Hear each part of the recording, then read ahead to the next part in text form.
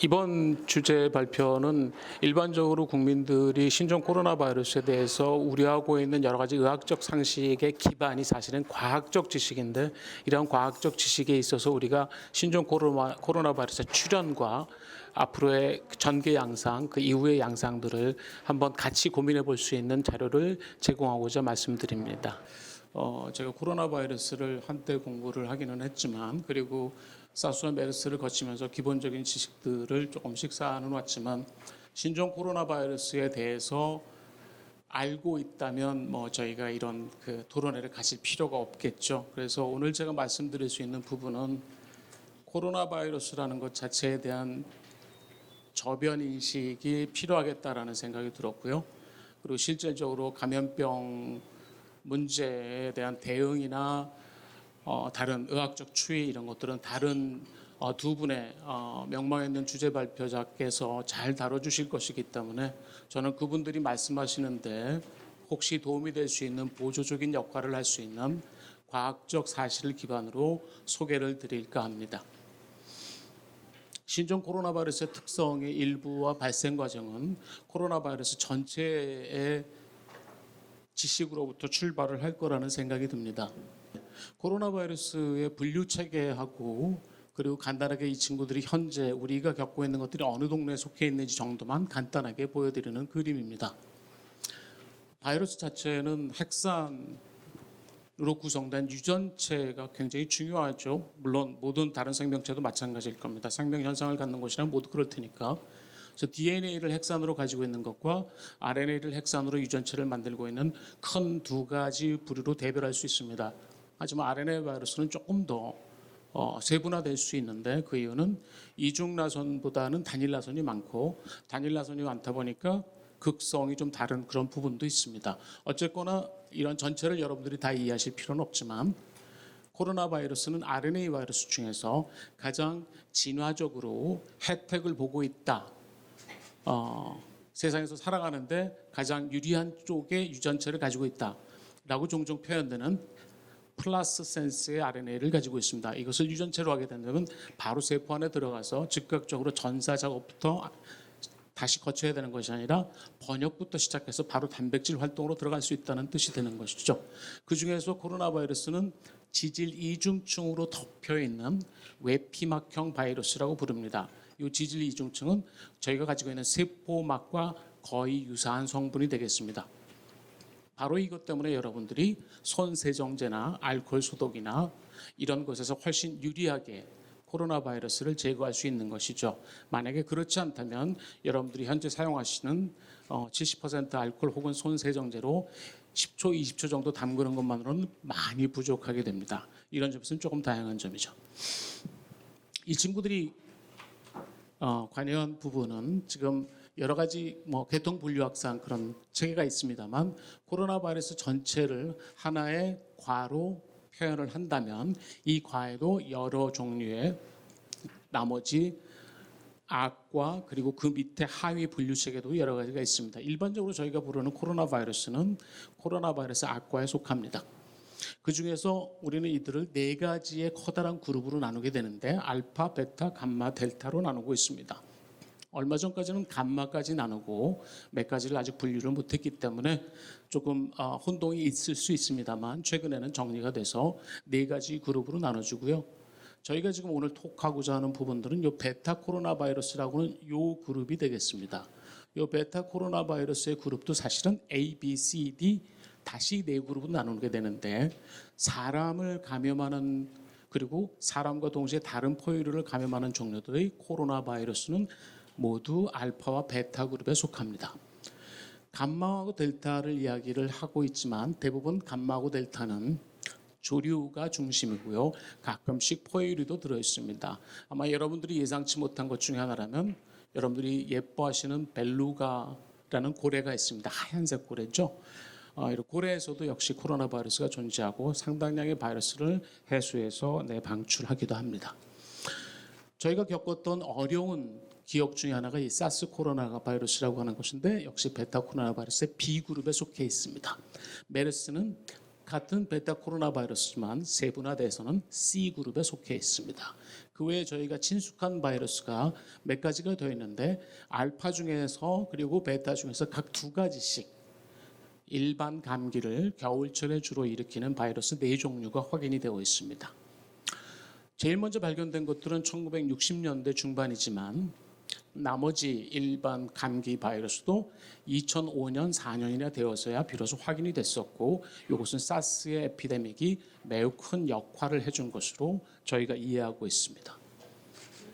다음 슬라이드. 코로나 바이러스 증식 주기를 여기에다 보여드리는 이유는 사실은 바이러스와 강의를 하기 위해서가 아니라 일반적으로 여러분들이 잘 알고 계시는 바와 같이 바이러스가 세포를 만나게 되면 이 경우에는 이제 기관지를 라이닝하고 있는 그런 세포들이 되겠습니다.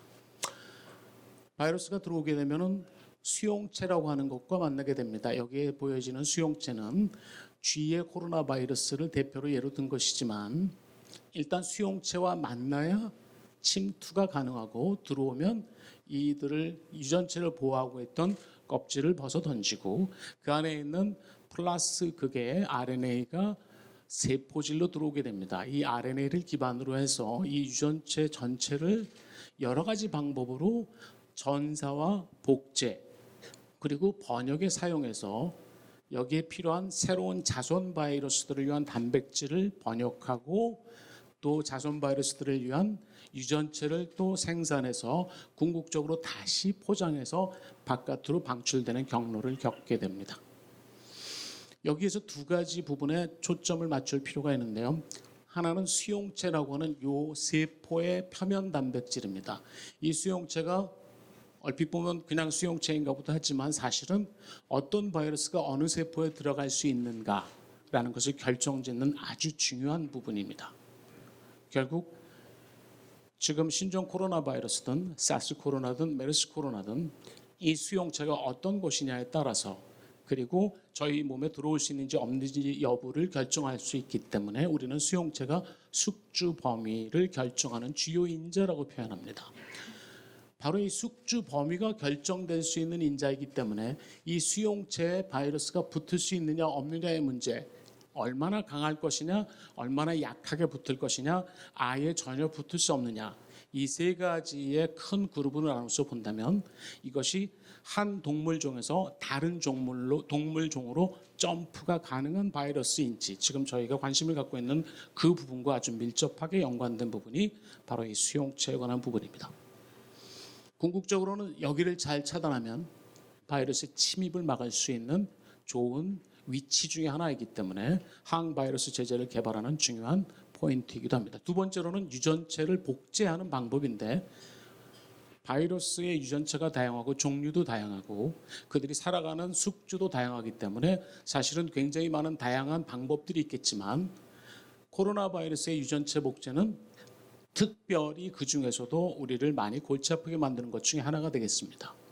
이것이 바로 돌연변이를 일으킬 수 있는 기반 과정이기 때문에 그렇고 그 경우는 사실은 모든 생물체에서 마찬가지가 됩니다.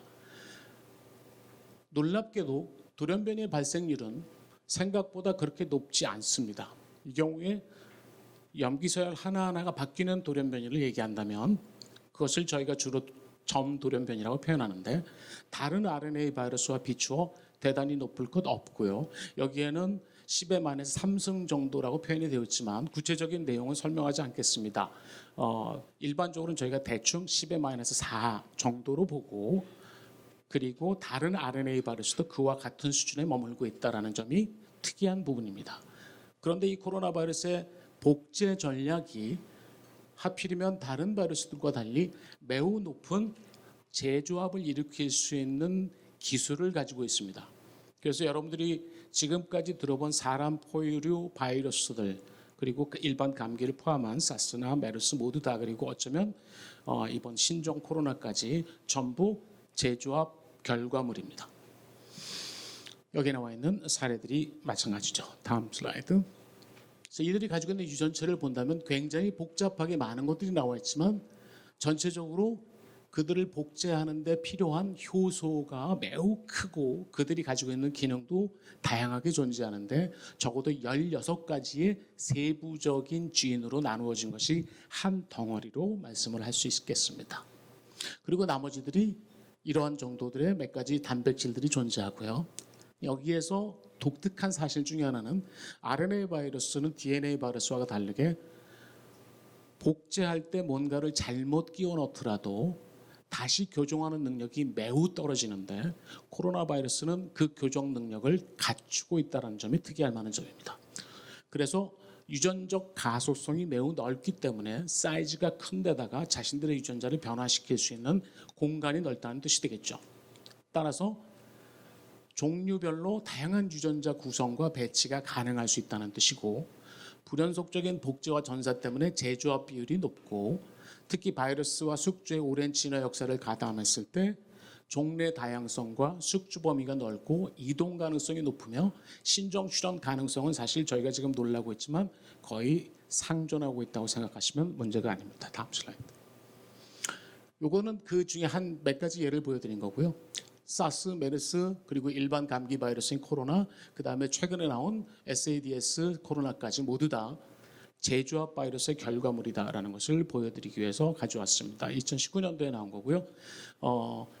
알파 코로나에서 그리고 베타 코로나에서 각각 11종 중에 7종 그리고 9종 중에 4종 이상이 박쥐 규현이라는 점, 옆에 있는 실루엣 그림을 보시면 박쥐와 설치류로 모둠이 됩니다. 다음 슬라이드. 연관 질병을 여기에 쭉 가지고 나왔고요. 개, 고양이, 돼지, 박쥐, 토끼, 물론 조류는 있지만 지금 뺐습니다.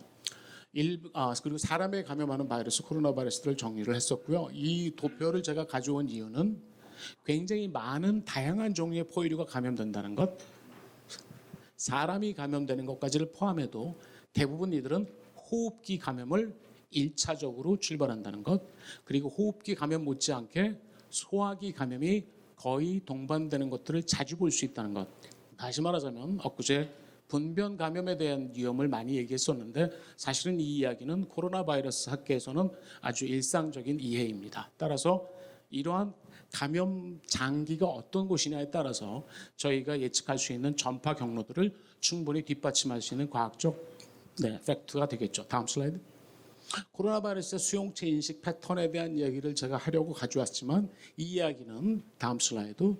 결과적으로 저 오른쪽에 보시는 요 왕관을 만드는 요 스파이크 돌기의 맨 윗부분이 세포의 수용체하고 맞는 부분인데 이 부분이 두 개로 나눠져 있습니다.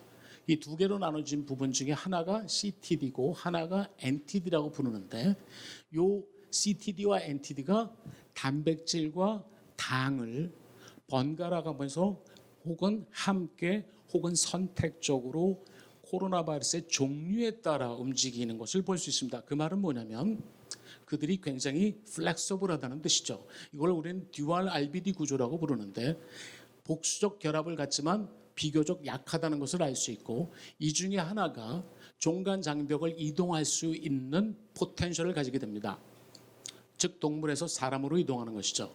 이럴 때 종간 전파를 하게 되는 변이주는 주로 재조합 및 점돌연 변이가 반드시 수반됨으로써 출발을 하게 됩니다. 그리고 그들은 새로운 종에 들어갔을 때 그 안에서 다시 적응적인 점돌연 변이를 거치면서 자연 선택을 받고 궁극적으로 이 목적은 이 바이러스가 새로운 생태학적 서식처, 즉 그들의 활동과 생존 무대를 확장하는 것으로 결론을 잇게 됩니다. 다음 슬라이드. 여기서 보여지는 것은 전체 알파와 베타 중에서 지금 우한 코로나 바이러스가 위치하고 있는 위치를 여기다 보여드렸습니다. 잘 보시는 바와 같이 수많은 박쥐들의 실루엣을 보실 수 있을 겁니다. 물론 사람도 들어가 있고요. 고양이도 들어가 있고요. 소도 들어가 있습니다. 쥐도 들어가 있고요. 현재까지 2000년도에 사이언스 차인에서 발표한 그 부분을 제가 가지고 다뤄왔는데요. 이 부분과 이 부분은 굉장히 복잡하게 느껴지시겠지만 간단히 말씀드리면 맨 위에 있는 두 줄은 사스 겁니다. 하나는 처음 광동성에서 두 번째 건 캐나다 토론토에서 분리한 겁니다. 나머지는 전부 우한 코로나 바이러스고요. 마지막 건 메르스입니다. 근데 이 중에 몇 가지의 염기 서열이 여기서는 아미노산 서열입니다. 몇 개의 아미노산 서열이 서로를 비교하는데 굉장히 중요한 상동성을 보게 됩니다. 아미노산 서열 상동성으로 본다면 사스와 신종 코로나는 76.472 요 돌기 부분에서 나오게 되는데 이 중에 5개 중 한 가지만 동일합니다. 그 말은 무슨 뜻이냐면 얘네들이 사스하고 매우 다를 수도 있겠다라는 오해를 가져올 수 있다는 것이죠. 그것을 실질적으로 3D 모델로 다시 스타디를 해본 결과 이들이 이렇게 다른 데다 단 한 가지만 같음에도 불구하고 자유에너지 차이가 그래서 상당히 큼에도 불구하고 즉 그들이 갖는 접착력이 다름에도 불구하고 이들은 3차원적 구조가 거의 동일하게 작용한다는 점이고 그래서 ACE2가 사람 수용체 ACE2가 사스처럼 이 신종 코로나 바이러스의 수용체가 될 가능성이 높다는 뜻입니다. 마지막 슬라이드 가까워졌네요. 이게 윈난성에 있는 박쥐들의 동굴이라고 저는 사진을 가져왔는데 물론 그 박쥐가 그 박쥐는 아닐 수도 있습니다만 특별히 윈난성을 말씀드린 이유 중에 하나가 박쥐 코로나 바이러스의 특성 중에 하나는 박쥐들이 믹싱 베슬 즉 비빔상자 역할을 해주고 있다는 것이죠. 그래서 제조합과 점돌연변이의 축적이 이미 준비된 상태에서 수많은 종류가 출현하고 있고 그들 중에 하나가 종간 전파에 뛰어든 것일 뿐이죠. 어떻게 보면 우연이라고 할 수 있겠는데 그 우연이 저희의 생활과 맞닿아 있다는 것이죠. 중간에 어떤 매개 숙주가 있는지는 모르지만 이것은 궁극적으로 2019년 리우 코로나 바이러스 유행으로 이어졌습니다. 요 마지막 부분에 보여요. 이쪽은 사스입니다. 이쪽이 신종 코로나 바이러스인데 여기에서 거의 3만 개의 뉴클레오티드 중에 불과 몇 개만 다를 정도로 여기에 있는 윈난에 있는 박쥐 코로나 바이러스와 거의 99.9%의 서열 동질성을 가지고 있다는 것이 확인되었습니다. 마지막 슬라이드. 결국 자연 숙주와 매개 숙주 그리고 인수 공통 바이러스들의 흐름을 보면 대부분의 와일드 수생 야생 수생조류 그다음에 야생 박쥐들이 여러 가지의 바이러스들의 온상이 될 수 있는데 우리는 이들을 자연 숙주라고 부르죠. 그러나 그들은 중간에 매개 숙주를 통해서 궁극적으로 인수공통 대유행을 일으키게 됩니다. 그중에 대표적이었던 것이 인플루엔자이고요. 그 외에 파라믹소 바이러스라는 그룹도 여기에 포함이 됩니다.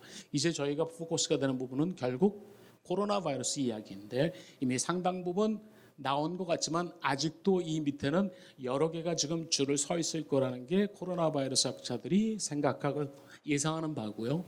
궁극적으로 마지막 멘트는 환경 생태와 그리고 저희가 살아가는 문화, 정치, 그리고 경제적 여건 요인, 그리고 의과학의 발전상 혹은 전개상 혹은 협조상이 완헬스 개념으로 실질적인 확대가 필요한 시기가 바로 코앞에 있다는 말씀을 마지막으로 드리고 오늘 톡을 마칠까 합니다. 감사합니다.